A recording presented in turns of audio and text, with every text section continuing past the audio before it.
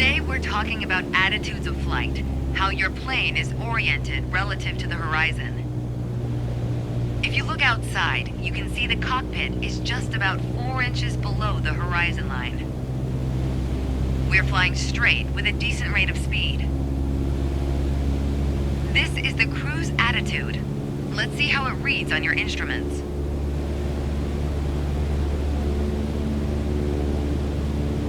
Take a look at the attitude indicator. As the name implies, it shows your current attitude. The white line is the horizon, with the sky above and the ground below. That orange element in the middle, aligned with the horizon, that's your plane. Just like we saw outside, our current attitude reads pretty much straight and level. Okay, now let's see how much power the engine's generating. Check your tachometer. Looks like we're pushing around 2,300 revolutions per minute. Combined, attitude and engine RPMs translate to aircraft performance. Which leads us to your airspeed indicator. Now, last but not least, check your altimeter. To figure out your altitude, you always want to read the small needle first. That's how many thousands of feet up you are. Then on to the big needle for the hundreds. With our current attitude and power output, we're holding a speed of 90 knots and a stable altitude of 6,000 feet. But that's about to change. Take the stick when you're ready. Pull back slightly on the yoke to raise the nose just above the horizon line. About 2 inches. Make sure you don't pitch up too much, or the angle will be too steep to create lift. And without enough lift, we'll stall. Alright, go full throttle and start climbing.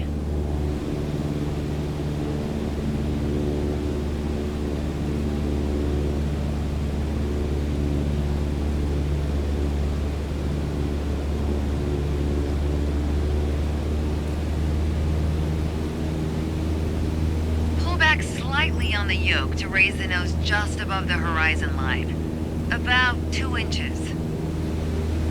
Welcome to the climb attitude.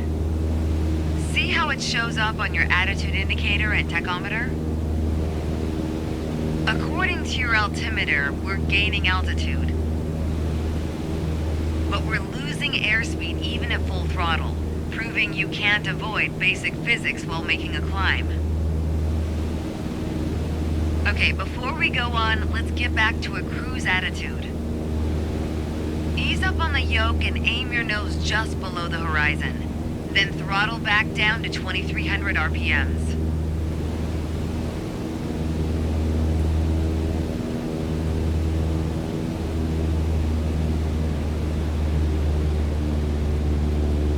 Nice job.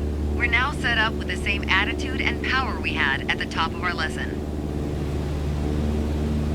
Next up is the descent attitude. Start by reducing your RPMs to 1,800.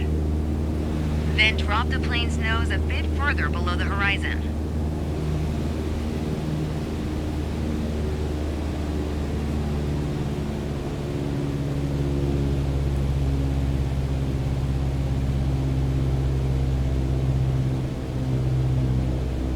As expected, with the nose-down attitude, our altitude is decreasing, while our speed is picking up.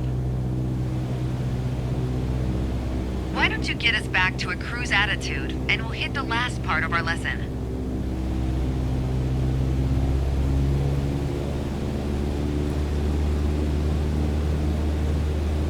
There we go.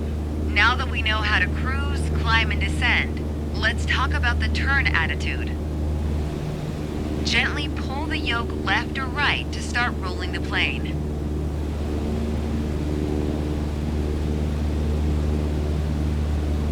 If you take a look outside, you can see how our attitude's changed, but you can also check your instruments for the details. As a general rule, You always want to keep your turns under 30 degrees. At the top of your attitude indicator, there's a series of notches representing 10 degrees each. Use them to control your roll.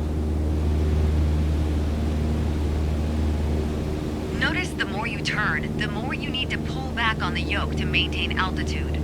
When you're rolling out, you'll need to do the opposite. Roll and push at the same time. The more you know about the main attitudes of flight, the closer you get to that pilot state of mind. So keep practicing, and whenever you're done, pass me the controls. Thanks, I've got control now. Well done.